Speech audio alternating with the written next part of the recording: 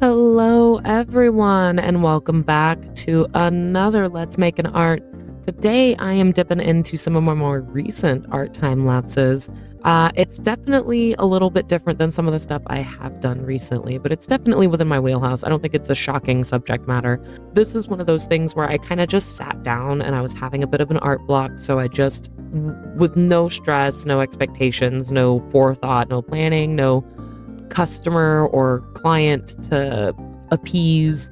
You know what I mean? I just sat down and was like, let's just start moving some tones around on the canvas and see what happens. And this is what happened. So I would like to share this journey with you, and I hope you guys enjoy it. So let's get into it.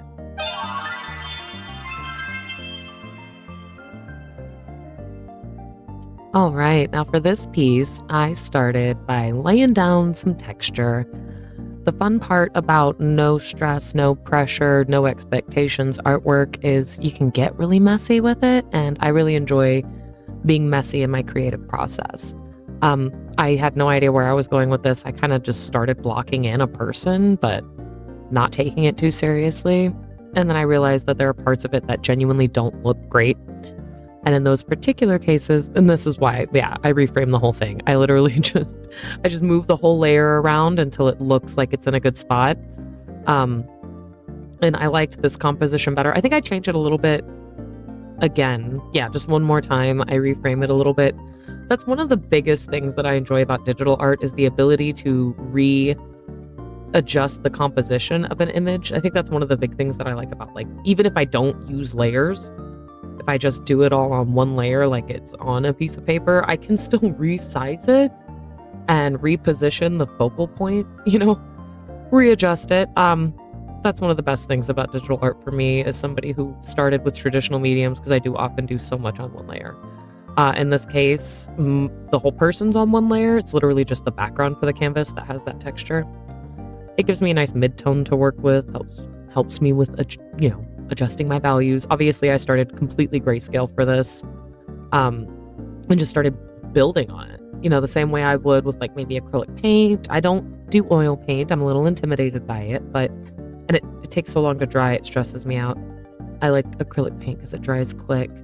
I'd had no real references in mind. Again, I didn't plan this image. I sort of just drew facial features and moved them around, features that I find attractive or intriguing, face shapes that I like, played with that a little bit. And this is where it started going. I mean, this is obviously not even the final, but she's starting to look less and less terrifying by the moment.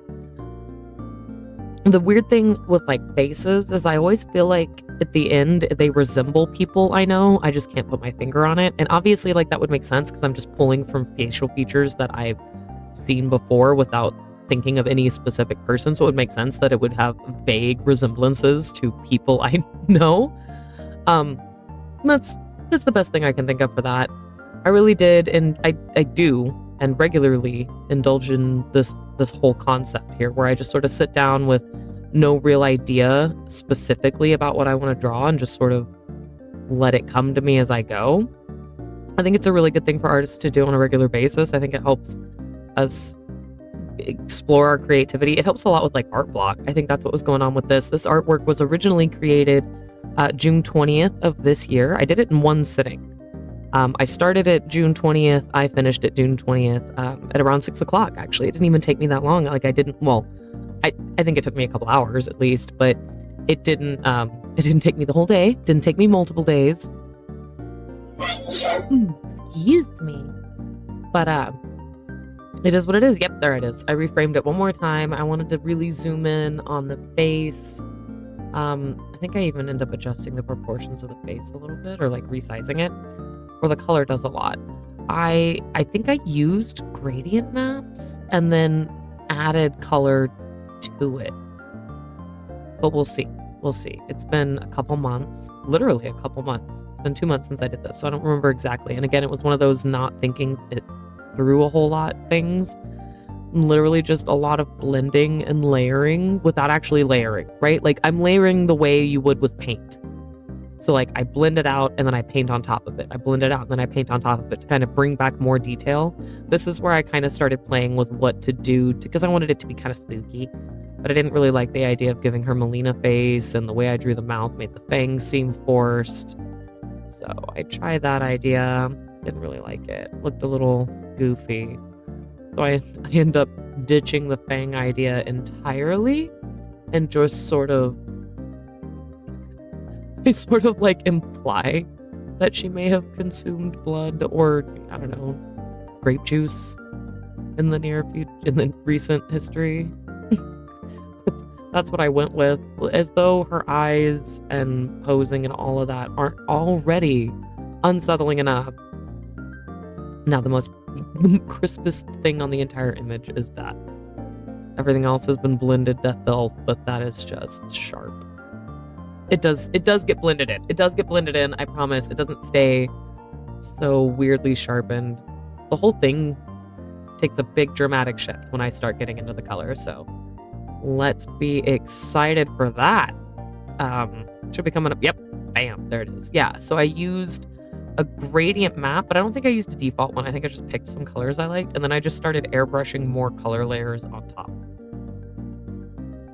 And like adjusting the hues, tried to give her skin tone a little bit of a skin tone, but ended up getting much pinker by the time it was done. Like right now it's kind of like, yeah, there it goes. It's much more saturated. It ended up having quite the cyberpunk vibe to it by the time I was done, because I started adding like greens and yellows into the highlights.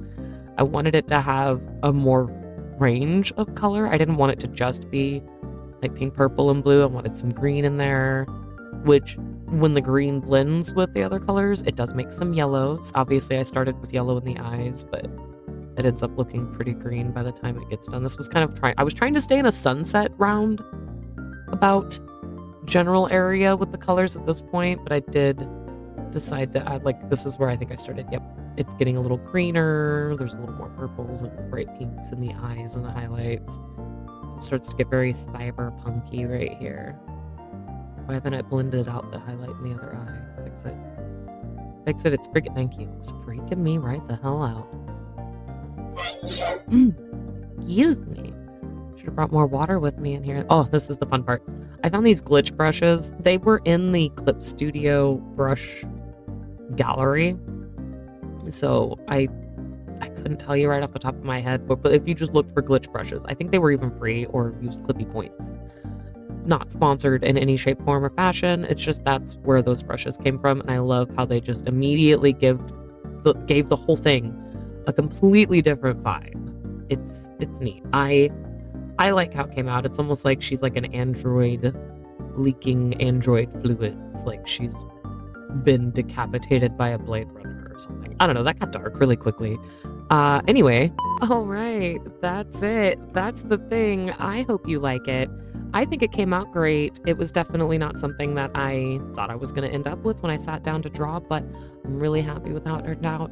I'm glad I got to play with some of my fun brushes that are really just there for effects. That's, you know, digital art has its perks, and I say that as a diehard traditional media fan, which I hope to start recording some actual, like, traditional media, do some top-down me doing some watercolor or gouache paintings, maybe even some acrylics, some sketches. We'll see. I've been working on it, so we might have that to look forward to in the near future. So definitely make sure that you like this video and subscribe. Turn on that notification little icon guy. That way you don't miss out on any of the fun art uploads. I'm also working on rebranding one of my other channels so that I can put all of the gaming content over there, so everything's kind of separated. But anywho, stay tuned for that. Tune in for the Thursday night art streams. Blah, blah, blah. Okay, bye-bye.